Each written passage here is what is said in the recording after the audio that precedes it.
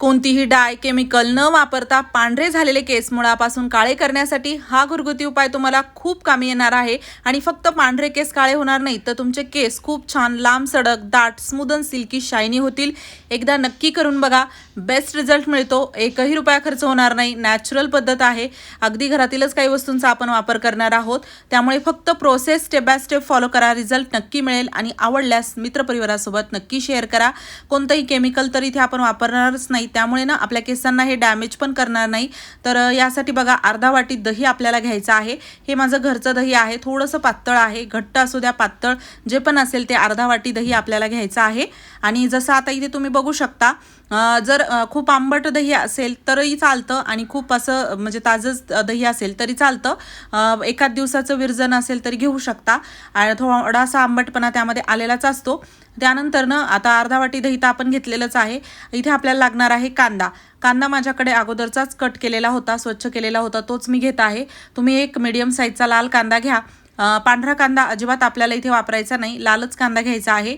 आणि हो, तुम्ही हा व्हिडिओ कोणत्या गावातून किंवा शहरातून बघत आहात ना, ते नक्की मला कॉमेंट बॉक्समध्ये सांगा, जेणेकरून माझा व्हिडिओ कुठे कुठे पोहोचला मला ते कळेल। आता इथे ना कांदा जो आहे ते आपल्या केसांना ना म्हणजे नवीन त्यांच्यामध्ये एक म्हणू शकता त्यांना जिवंत करतो। जर केस खूप वृक्ष झाले असतील तर कांदा एकदा नक्की वापरा, किंवा ना तुमच्या केसांमध्ये नवीन केस येत नसतील, केसांची वाढच होत नाही, तर कांदा खूप जास्त फायदेशीर ठरतो। आणि ते कांदा आपल्याला एक तर खूप जास्त बारीक कट करून घ्यायचा आहे, खूप फाईन असा तुम्हाला कट करता येत असेल तर, किंवा अगदी सरळ याला खिसून घेतलं, एका सेकंदाचं काम आहे। व्यवस्थित त्याला खिसून घ्यायचं आणि खिसलेला पूर्ण भाग आपल्याला टाकायचा आहे दह्यामध्ये। दह्यामध्ये कांदा टाकायचा, चांगलं व्यवस्थित त्याला मिक्स करायचं। समजू शकते थोडंसं वेळ हे कॉम्बिनेशन आहे, पण आपल्या केसांसाठी खूप चांगलं आहे। आता दह्यामध्ये कांदा चांगला मिक्स झाला की आपल्याला पुढची जी गोष्ट लागणार आहे ना, तर ते म्हणजे मेथीदाणे। जसं की मी नेहमी केसांसंबंधी ज्या समस्या असतात त्यांना दूर करण्यासाठी ना मेथीदाण्याचा नक्की वापर करते, कारण की कोणतीही समस्या असू दे मेथीदाणे काम करतातच करतात आणि याचे फायदे भरपूर आहेत। तर एक चमचाभर मेथीदाणे आपल्याला घ्यायचे आहेत। दह्यामध्ये जे मिश्रण आपण बनवत आहोत त्यामध्ये टाकायचे, व्यवस्थित चांगलं मिक्स करून घ्यायचं। आणि मेथीदाणे अगदी तुमच्याकडे पावडर असेल मेथीदाण्याचं ते देखील वापरलं तरी चालतं। एक चमचाभर ते पावडर घ्या, आणि माझ्याकडे पूर्ण मेथीदाणेच होते तर मी ते एक चमचाभर मेथीदाणे यामध्ये टाकलेले आहेत। आता बघा, यानंतर आपल्याला लागणार आहे इथे चहा पावडर। एक चमचाभर चहा पावडर इथे आपण घेणार आहोत। छोटा चमचा आहे म्हणून मी थोडंसं 1.5 चमचा घेतला। बाकी तुम्ही एक चमचाभर चहा पावडर घ्यायची, कोणत्याही ब्रँडची रेग्युलर जी तुम्ही वापरता ती घ्यायची, आणि आपल्याला या दह्यामध्ये टाकायची आहे। चांगलं व्यवस्थित याला मिक्स करायचं आहे, एकजीव करायचं।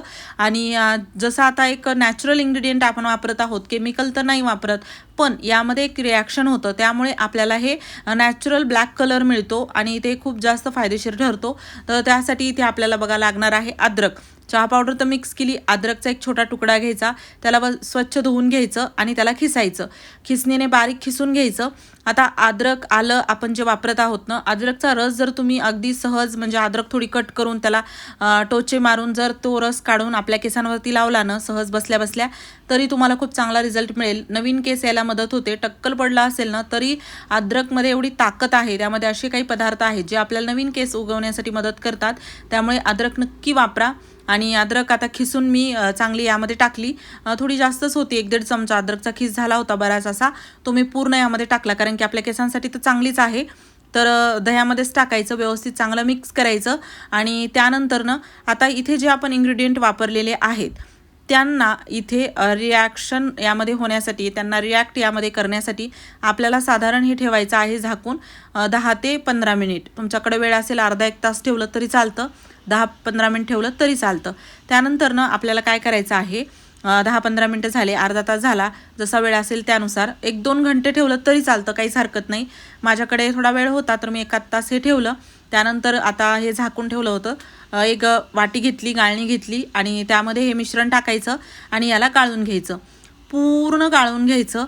म्हणजे इथे बघा, आता हे गाळून घेतलेलं जे मिश्रण आहे ना, तर त्यामध्ये जसं आता हे मोठे मोठे जे पार्ट आहेत तर त्यामध्ये आपल्याला काय करायचं आहे, याला ना हलवून चांगलं पूर्ण रस याचा काढायचा आहे. म्हणजे जसं कांद्याचा रस असेल, अद्रकचा रस असेल, यामध्ये तो पूर्ण निघाला पाहिजे. आणि त्यासोबतच जे दही आपण वापरलेलं आहे तर ते देखील वाया जाता कामा नये, तर ते देखील पुरेपूर निघालं पाहिजे. फक्त आता जे मोठे पार्टिकल आहे जसं की खिसलेला भाग आहे, अद्रकचा म्हणा, कांद्याचा म्हणा, मेथीदाणे, तर ते आपल्या केसांमध्ये अडकू शकतात, म्हणून ते आत्ताच आपल्याला वेगळे करायचे आहेत.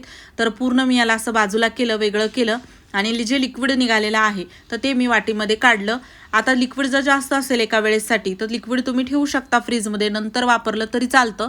मी आता बघा पूर्ण लिक्विड वापरत आहे. केस किती कमी आहे जास्त आहे त्यानुसार लिक्विड तुम्ही हे घेऊ शकता.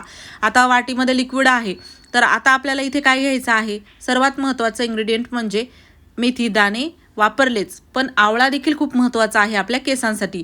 तर इथे मी घेत आहे आवळ्याचं पावडर. या लिक्विडमध्ये जेवढं बसेल तेवढं आवळ्याचं पावडर आपल्याला लागणार आहे. साधारण 1-2 चमचे मी आवळ्याचं पावडर घेत आहे. बाकी तुम्ही लिक्विड कमी जास्त घेतलं तर आवळ्याचं पावडरही त्यामध्ये कमी जास्त बसू शकतं. त्यासोबतच सर्वात महत्त्वाचं म्हणजे आता इथे ना याला खूप जास्त पातळ किंवा खूप जास्त घट्ट करायचं नाही, त्यामुळे प्रमाणातच हे घ्यायचं. हळूहळू करत यामध्ये आपल्याला हे आवळ्याचं पावडर टाकायचं आहे. आवळ्याचं पावडर मेडिकल शॉपमध्ये, किराणा मालाच्या दुकानामध्ये स्वस्तात भरपूर मिळतं, त्यामुळे अगदी तुम्ही सहज याला वापरू शकता. आणि यामध्ये गाठी होऊ द्यायच्या नाहीत, होईल तेवढं याला चांगलं एकजीव करून घ्यायचं, मिक्स करायचं. यानंतर ना आपल्याला इथे एक लोखंडाचं भांडं लागणार आहे. जसं की तुमच्याकडे कढई आहे, तवा आहे, एखादी छोटी कढई आहे, जसं जे भांडं असेल ते घ्यायचं. लोखंडाचं भांडं खूप महत्त्वाचं आहे, त्यामुळे माझ्याकडे ना एक कढई आहे छोटीशी फ्राय पॅन लोखंडाचा, तर तो मी इथे वापरत आहे. तर त्यामध्ये हे पूर्ण आपल्याला लिक्विड टाकायचं आहे, मिश्रण टाकायचं आहे. हे टाकायचं लोखंडाच्या भांड्यामध्ये, रात्रभर याला भिजत ठेवायचं. रात्रभर यासाठी कारण की यामध्ये आपण जसं आता केमिकल वापरलेलं नाही, पण फायदा देखील आपल्याला पुरेपूर हवा आहे. पांढरे केस काळे करणं काही सोपं नाही, त्यामुळे ना याला झाकून ठेवायचं रात्रभरासाठी.